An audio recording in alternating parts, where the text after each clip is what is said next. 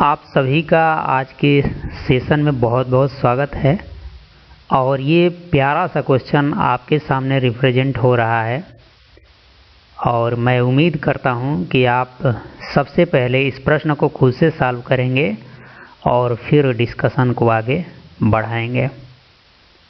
चलिए देखते हैं कि क्या है ये क्वेश्चन और इसको कैसे हमें करना है। देखिए, बड़े ध्यान से पढ़ना है कि प्रश्न में कंडीशन क्या है और पूछ क्या रहा है। इसके तहत ये दिया है, यदि a की power x is equal to b की power y is equal to c की पावर z, एक कंडीशन आपको इसने ये दे के रखी है। दूसरी कंडीशन कह रहा है कि b square is equal to ac, दूसरी कंडीशन ये दिया है। और यहाँ पे पूछ रहा है आपसे y की वैल्यू। साथ ही साथ अगर आप यहाँ पे ऑप्शन को भी थोड़ा सा देखने की कोशिश करेंगे तो ऑप्शन में आपको केवल x y z नज़र आएगा, x y z नज़र आएगा। a b और c का कहीं नामो निशान नहीं। इससे हमें क्या आइडिया लगना चाहिए कि इसका मतलब ये हुआ कि जो ये a b और c है, इस पे हमारा ये ऑप्शन डिपेंड नहीं करता है। एक बात तो ये है। अब एक अंडरस्टैंडिंग ये रखना है आपको। दूसरी बात यह है कि अगर आप इस प्रश्न को हल करने जाते हैं तो अब पता नहीं हल करने के क्या क्या मेथड आपके पास होंगे, लेकिन इसको हल करना कहीं ना कहीं बड़ा ही कठिन है। ठीक, और ज़रूरी नहीं है कि आप हल करें और आपका आंसर भी सही आ जाए। तो फिर सवाल ये उठता है कि फिर ऐसे सवालों को किस तरह से किया जाए। तो मैं आपको बता दूं कि ऐसे भी सवाल चुटकियों में होते हैं। बस ज़रूरत है कि आप बेहतरीन स्किल डेवलप कर सकें। देखिए, इसमें करना क्या होता है कि जब कभी भी आपको वेरिएबल दिखे, वेरिएबल का मतलब होता है जिसका वैल्यू आप कुछ भी ले सकते हैं। यहाँ a b c की वैल्यू आप कुछ भी ले सकते हैं। उसी प्रकार x और y और z की वैल्यू a b c के हिसाब से निर्धारित हो जाएगी। बस ध्यान ये रखना है कि जो दी हुई कंडीशंस हैं उनका कहीं कोई वायलेशन ना हो। तो अब पहले हम इस कंडीशन को पकड़ते हैं और इनको सेटिस्फाई कराने के लिए कुछ वैल्यू लेते हैं। अब जब आप वैल्यू की बात करते हैं तो मान लीजिए आपको a की वैल्यू लेनी है, v की वैल्यू लेनी है और c की वैल्यू लेनी है। देखिए, मैं यहाँ पे थोड़ा सा डिटेल डिस्कशन करूँगा कि आप कैसी वैल्यू आपको चूज करने की ज़रूरत होती है। इसलिए मैं यहाँ पे हर तरह की वैल्यू लेकर के ये दिखाने की कोशिश करूँगा कि क्या दिक्कतें आने वाली हैं। ठीक है, तो आप में से बहुत सारे लोग कह सकते हैं कि चलिए a इज इक्वल टू 1 ले लीजिए, b इज इक्वल टू 1 ले लीजिए और c इज इक्वल टू भी क्या ले लीजिए 1। तो बिल्कुल आप यहाँ रखेंगे, देखिए, तो ये इस कंडीशन को सेटिस्फाई करेगा। यानी b का मान 1 लेंगे तो 1 का स्क्वायर करेंगे तो 1 होगा, और यहाँ पे 1 इंटू 1 का भी मल्टीप्लाई करेंगे तो 1 हो जाएगा। इसका मतलब कि दोनों पक्ष बराबर हो गए। इसका मतलब कि ये ठीक है, ये आपने जो माना है ये बात सही है। चलिए ज़रा यहाँ चलते हैं। आप a का मान 1 ले लिए, b का मान 1 ले लिए, c का मान क्या ले लिए 1 ले लिए। अब इसका मतलब क्या हुआ कि इस कंडीशन में x बराबर y बराबर z हो जाएगा। या जब आप 1 ले लें तो x का वैल्यू कुछ भी ले सकते हैं, y का वैल्यू भी कुछ भी ले सकते हैं और z का भी वैल्यू कुछ भी ले सकते हैं। यहाँ से आपको ये मिलता है कि यहाँ पे जो x और y और z है इसकी वैल्यू स्थिर नहीं आएगी। और यहाँ पे एक कंडीशन ऐसी बनेगी कि x बराबर y बराबर क्या हो जाएगा z हो जाएगा। और जब कंडीशन ऐसी बन जा रही है तो देखिए, एक ऐसा ऑप्शन है जहाँ पे आप x बराबर z लेंगे तो यहाँ पे नीचे मिल जाएगा 0। और जब किसी संख्या के नीचे 0 हो जाता है, यानी 0 से भाग दिया जाता है, तो वो उस बात को अनिश्चित कर देता है, अनडिफाइंड कर देता है। तो यहाँ पे जब आप ऐसा रख रहे हैं तो इन कंडीशन के साथ एक ऑप्शन ऐसा है जो अनडिफाइंड हो जा रहा है। इसका मतलब कि इस तरह का मानना हमारा कतई सही नहीं हो सकता है। ठीक, क्यों? क्योंकि एक ऑप्शन भी आप अनडिफाइंड कर दे रहे हैं। तो इसलिए ये बात हम नहीं ले सकते हैं कि a = 1 ले सकते हैं, b = 1 और 1। आप कहेंगे कि 2 ले लीजिए, इसका भी 2 ले लीजिए, इसका भी 2 ले लीजिए, तो बिल्कुल ये सभी इन कंडीशन को सेटिस्फाई करेगा। लेकिन फिर बात वही आ जाएगी कि यहाँ x बराबर y, y बराबर z आ जाएगा। तो यहाँ से एक आइडिया आपको लेके चलना है कि फिर यहाँ पे अनडिफाइंड वाली कंडीशन आ जाएगी। फिर क्या करें? अब यहाँ पे आप कोई भी इनकी बराबर बराबर वैल्यू नहीं लेंगे। ठीक, क्योंकि एक ऑप्शन अनडिफाइंड हो रहा है और जब आप ऑप्शन चेक की बात करते हैं तो इस तरह की कोई भी सिचुएशन पैदा नहीं होनी चाहिए, नहीं तो आपका आंसर गलत भी आ सकता है। ठीक, एक बात तो यह है। फिर बात यह है कि यहाँ पे तब कैसी वैल्यू लें। तो अब देखिए यहाँ पे कुछ ऐसी वैल्यू चूज करिए, गेस कीजिए जो इस कंडीशन को सेटिस्फाई कराए। तो मैं आपको कहूँगा कि चलिए आप यहाँ पे a = 2 ले लीजिए, b = 4 ले लीजिए और c क्या ले लीजिए? 8 ले लीजिए। और जब इसको आप देखेंगे यानी b के जगह पे 4 रखेंगे तो इधर 16 हो जाएगा।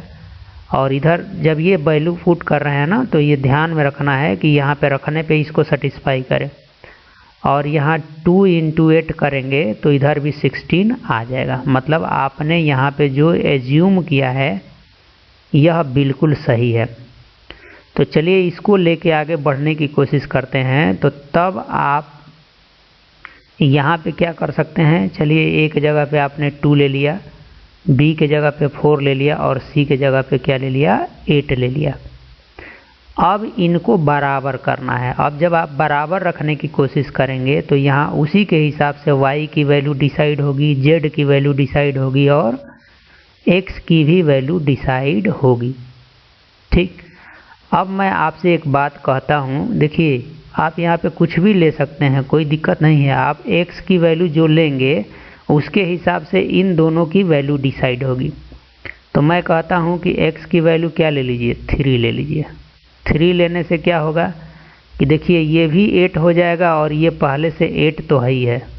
तो यहाँ से क्या मिलेगा कि z का मान 1 मिल जाएगा और यहाँ से x का मान 3 मिल गया। अब ध्यान रखना है कि यहाँ पे अब y का मान क्या मिलेगा, यानी इसको भी 8 बनाना है। तो y के जगह पे आप ले सकते हैं 3/2। ऐसा लेने से क्या हो जाएगा कि 4 का रूट लेंगे तो 2 आएगा, आप फिर 2 का क्यूब करेंगे तो 8 आ जाएगा। तो यहाँ से अब आपको x और y और z की वैल्यू भी मिलती हुई नज़र आ रही है। x बराबर क्या मिल गया? 3 मिल गया। y बराबर आपका क्या मिल गया? 3/2 मिल गया। और z क्या मिल गया? 1। और जब आप प्रश्न में आप जाते हैं तो आपसे यहाँ पे पूछा क्या है? y की वैल्यू। ठीक है, तो आपने अपने हिसाब से ये पुट किया तो y की वैल्यू क्या आ गई है? ये आ गई है। यानी कि अब आप ऑप्शन में चलेंगे और ढूंढेंगे कि कहाँ पे 3/2 मिल रहा है, कहाँ पे 3/2 मिल रहा है। तो मैं इधर से थोड़ा सा साफ कर देता हूँ और देखिए यहाँ से पहले ऑप्शन के पास जाइए। x का मान क्या रखना है आपको? 3 रखना है और z का मान 1। तो ऊपर क्या आ जाएगा? 3 आ जाएगा। यहाँ पे ये गलती से चूँकि दिया हुआ है y, यहाँ पे इसको देना चाहिए था z। ठीक है, तो जब आप x + z करेंगे तो नीचे आपको 4 मिल जाएगा। तो यहाँ से आपको क्या मिला? 3/4।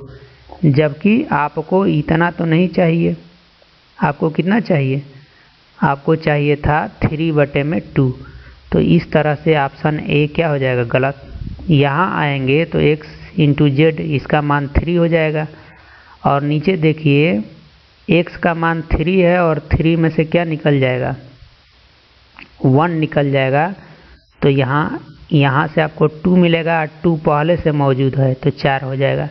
यानी यहाँ पे आपको यहाँ पर भी 3/4 मिलेगा, जबकि आपको चाहिए था 3/2। तो ये वाला ऑप्शन भी क्या हो जाएगा, गलत।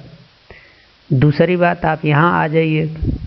तो जब आप यहाँ आएंगे तो ऊपर तो ठीक है 3 मिल जाएगा, और यहाँ पे आपको माइनस में 2 मिलेगा, क्योंकि यहाँ 2 मिला है तो यहाँ पे माइनस में 2 मिल जाएगा, क्योंकि इसका स्थान बदल रहा है। तो ये -4 और प्लस क्या हो जाएगा 3। इस स्थिति में यहाँ वैल्यू निगेटिव आ जाएगी, यानी कि यहाँ से -1 मिल जाएगा और -1 से भाग देंगे तो निगेटिव वैल्यू आ जाएगी -3। तो ये ऑप्शन भी नहीं होगा। अब जब आप 3 ऑप्शन को गलत कर चुके हैं तो चौथे को चेक करने की आवश्यकता नहीं है। इसका सही होना इसकी क्या है, मजबूरी है। फिर भी आपकी संतुष्टि के लिए आपको यहाँ पे चेक करके दिखा देते हैं। देखिए ये 2 × x और z की वैल्यू x × z करेंगे तो 3 हो जाएगा, और नीचे क्या है, नीचे आपका 1 + 3 है यानी कि 4 हो जाएगा, और 2 × 2 जा क्या हो जाएगा, 4 मिल जाएगा, यानी कि यहाँ से आपको मिल गया 3/2। तो देख रहे हैं, और यही आपको लाना था, यही आपको लाना था, इसलिए हमारा आंसर क्या हो जाएगा, ये हो जाएगा। ठीक। अब इसमें से अगर बहुत सारे लोग ऐसे होंगे जिनकी मैथ अच्छी होगी या जिनका इंटरमीडिएट तक मैथमेटिक्स रहा होगा, वो इस बात को बखूबी समझते हैं कि ये क्या है, या उनका अगर आगे मैथ रहा होगा तो वो समझते हैं।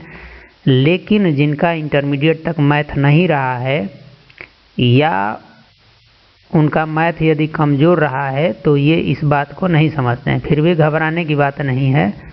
ध्यान, हम ये चूँकि यहाँ पे दिया हुआ है ABC करके और XYZ करके, और हम क्या करेंगे, जब भी ऐसे सवाल आएंगे तो ABC को हम नंबर में बदल लेंगे, जैसा कि हम लोगों ने यहाँ बदला।